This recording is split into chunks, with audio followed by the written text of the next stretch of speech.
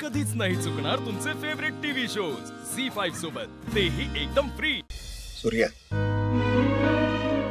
तू असं का केलंस हे मी तुला विचारणार नाही. मग तू एवढा मोठा निर्णय घेतला म्हणजे नक्कीच विचार करून घेतला असेल. मी फक्त एवढं म्हणेन, हे सगळं तू जरा आधी मला सांगितलं असतंस ना तर काहीतरी करता आलं असतं. निदान या दोन घरांमध्ये तरी उभी राहिली नसती. ना याच्यात माझं काही स्वार्थ नव्हता असं समजा. तेवढा विश्वास आहे तुझ्यावर. तुला काय बी मदत लागली ना तर कळव मला. ह्यो नाना तुझ्या पाठीशी आहे. चल येतो मी. तात्या येतो.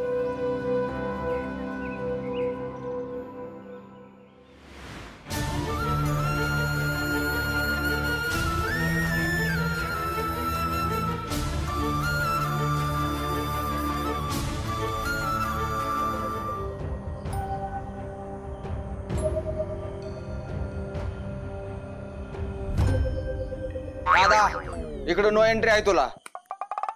No no no no no.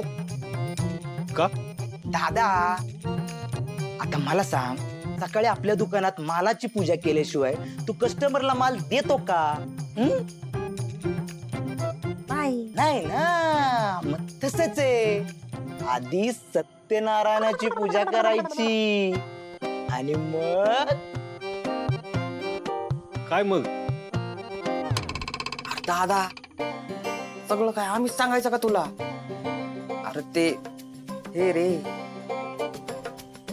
अरे दादा ते हनीमून बद्दल बोलते. हा हे एकदम पहिल्यांदा बरोबर बोलली बघ. शांत बसा जरा. मला तुझ्याशी एकांतात बोलायचं.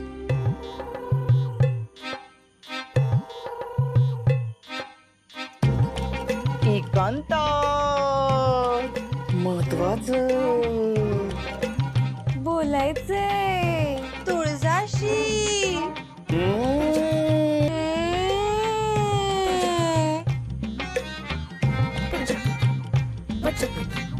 झालं तुमचं? जाऊ आता. ए नका त्रास देऊ दादाला. दादा तू जा ना.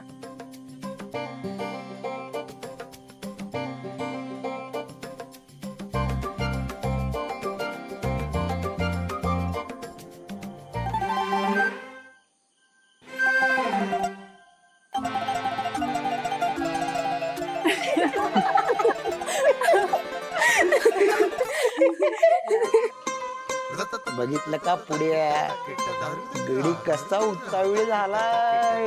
बराबर आहे तुझं काजू. आता उद्याच्या उद्या सत्यनारायणाचा घाट घातला पाहिजे.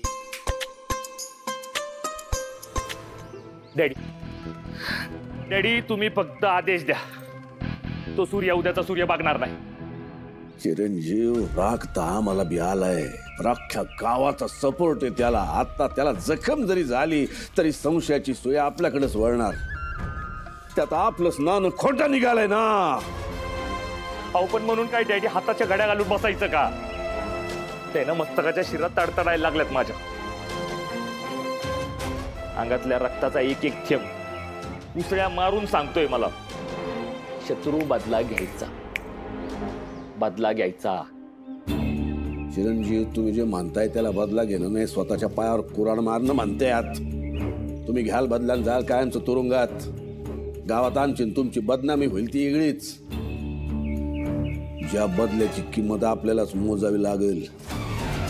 असला बदला काय कामाचा?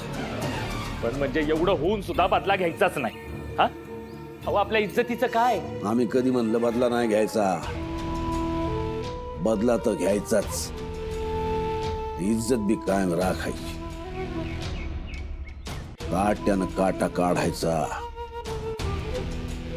ही लढाई जरी आपली असली तरी आपण त्यात उतरलंच पाहिजे. असं नसतं चिरंजीव. तुम्ही काय बोलताय ना, काय बी डोक्यात शिरत नाही माझ्या. शांत थंड ठेवा ते डोकं, म्हणजे शिरल त्यात सगळं. सरनौबत आधीपासूनच त्या सूर्यावर खार खाऊन आहेत माहिती आहे. साऱ्या प्रकारानं त्यांच्या डोक्यात बी बदल्याची ठिणगी पडली असणारच की. आपण त्या ठिणगीचा वनवा कसा होतोय ते बघायचं. एकदा का त्यांच्या डोक्यातल्या बदल्याच्या आगीचा वनवा झाला की आपलं बी काम होतंय आपोआप. बरोबर बोलतोय का आम्ही? तोवर तुमचा राग तुम्हाला कशावर काढायचा असेल या घरातल्या तुळजाच्या सगळ्या वस्तू चढवून टाका. या घरातलं तिचं अस्तित्व कायमचं संपवून टाका. समध्या पाहुण्या रावळ्यांसमोर नाव खराब केलं त्या पोरीनं.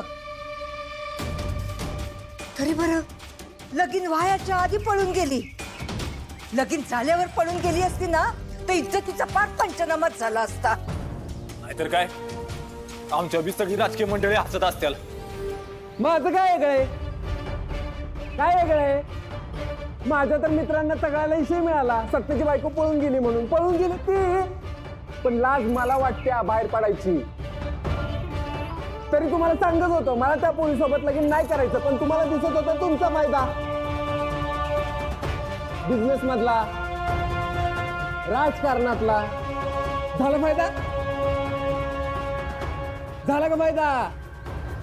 अरे लय मोठा फायदा झाला असेल ना.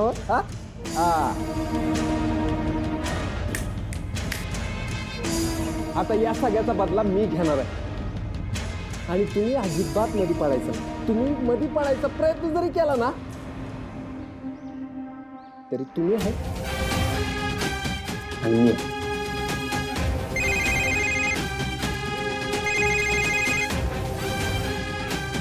बोल.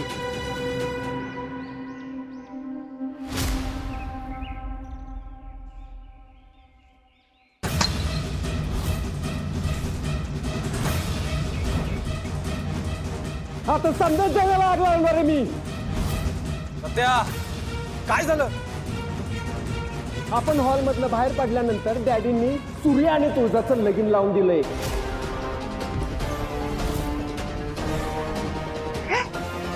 अरे म्हणजे त्याचं डोसकं फोडायचं, त्याच्या डोसक्यावर हात ठेवून आशीर्वाद दिला या माणसांनी. वा, म्हणजे आपल्या इज्जत पोरीकडचे ना काही पडलेलंच नाहीये. नाही शशी, ज्या जाल्यानं असं वाकड्यात शिरायच नको होतं. म्हणजे जो आपल्याशी वाकड्यात शिरला ना त्याला कसा तोंडाव पाडायचा हे चांगलं ठाव आहे मला. सत्या, त्या शत्रूला उद्या फोन करून सांग आपली सगळी भागीदारी संपली. त्यांचं नाव आणि त्यांचं धंद ते मातीत मिळाल्याशिवाय शांत बसत नाही. यशस्वी जालिंदर रावांनी आतापर्यंत आपला मान बघितलाय, आता आपली दुश्मनी बघत राहते.